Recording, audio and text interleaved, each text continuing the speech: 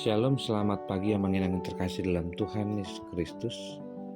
Kita berjumpa kembali dengan Carpe Diem HKBP Bumi Anggrek hari Rabu tanggal 31 Januari 2024.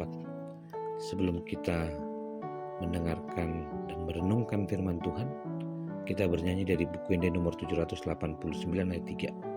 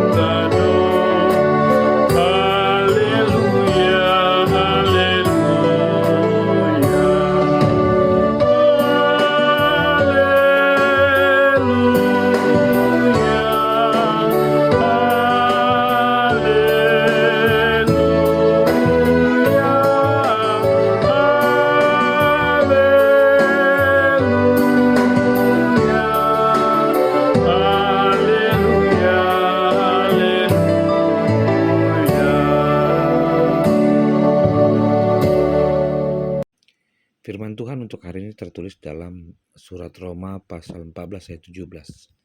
Sebab kerajaan Allah bukanlah soal makanan dan minuman, tetapi soal kebenaran, damai sejahtera, dan sukacita oleh Roh Kudus.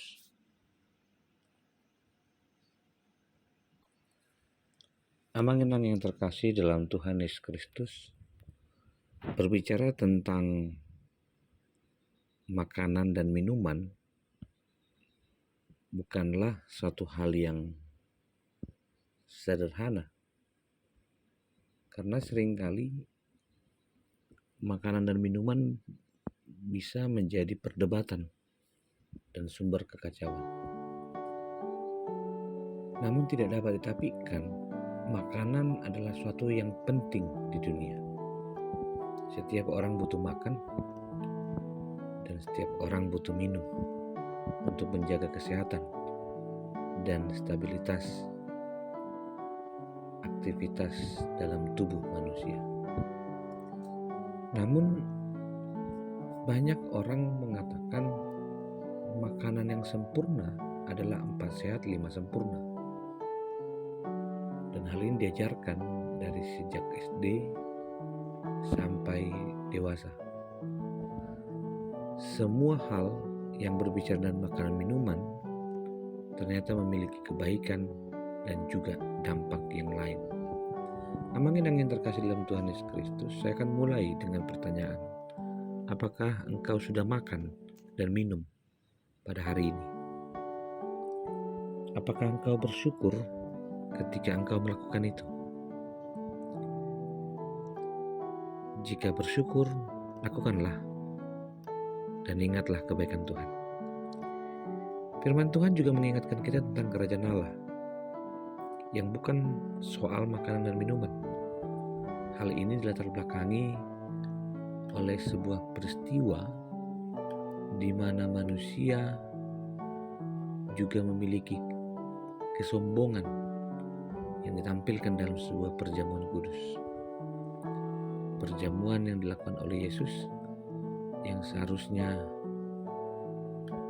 memberikan kesempatan bagi banyak orang untuk mempererat persaudaraan, malah menjadi sebuah pengelompokan. Yesus melihat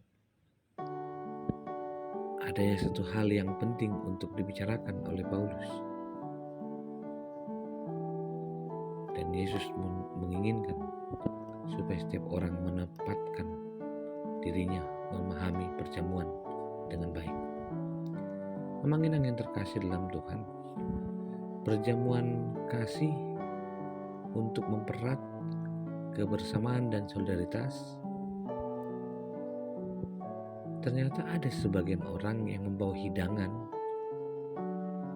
apa yang dipandangnya baik, karena sebagian orang memandang makanan disediakan kurang sehat. Dan ada juga yang menikmati makanan itu sendiri. Ada yang menunjukkan kemampuannya untuk membeli makanan dan sebagian tidak mau berbagi dan tidak mau berpartisipasi.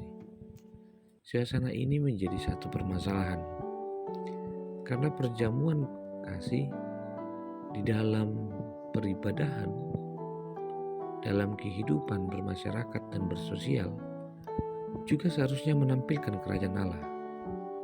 Di dalamnya ada kebenaran, damai sejahtera, sukacita oleh Roh Kudus. Karena itu boleh saya katakan, kebenaran yang ditekankan adalah hidup di dalam hukum dan moral, di mana hidup di dalam kehendak Allah, hidup yang saling mengasihi dan peduli. Sementara damai sejahtera, di mana orang memancarkan hubungan berbahagia karena mereka akan disebut anak Allah. Dan terakhir, sukacita adalah orang yang memperoleh hidup seturut dengan kehendak Allah. Jika ketiganya menjadi pengharapan dalam kerajaan Allah, kita diundang untuk memiliki kepedulian dengan merasa cukup dan dicukupkan oleh Allah. Berbagi adalah karakter kerajaan Allah itu. Dan karakter utamanya adalah jadilah sahabat yang baik hati, di mana kita disadarkan oleh Paulus pada hakikatnya hidup orang percaya harus berpaut pada upaya menghadirkan kerajaan Allah. Maka hidup dalam kebenaran dan mendatangkan damai sejahtera dan sukacita dalam Roh Kudus adalah amanat yang harus kita pertanggungjawabkan untuk menghadirkan kerajaan Allah di tengah-tengah dunia ini. Penekanan yang terakhir tentang kebenaran dipakai kata dikausune, adalah kebenaran yang bertalian dengan norma. Hidup dalam kebenaran adalah sesuai dengan apa yang Tuhan kehendaki, yang dapat dirasakan, dilakukan, diucapkan.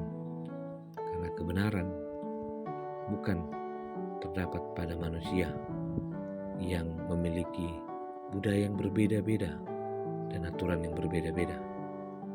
Namun Roh Kudus yang mampukan kita melihat kebenaran untuk mencapai perkenanan kepada Allah.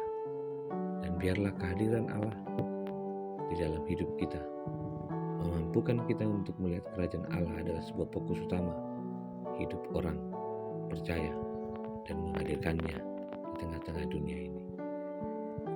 Jika kita masuk pada sebuah perenungan tentang pesta demokrasi, mari menjadi orang yang mau menghargai orang lain, menghadirkan kerajaan Allah dengan peduli dan tidak menganggap bahwa kita lebih penting, orang lain tidak penting, kita paling benar, orang lain tidak benar. Karena damai sejahtera tentunya akan membawa seseorang untuk menghargai kehidupan. Dan tentunya mari berdoa sebagai peran kita untuk menghadirkan kerajaan Allah yang damai dalam pemilihan pesta demokrasi. Terpujilah Kristus yang menyertai kehidupan kita. Terima kasih Tuhan untuk kebaikan-Mu. Terima kasih untuk anugerah yang Tuhan berikan. Biarlah sukacita, damai sejahtera, dan kebenaran Tuhan boleh kami rasakan.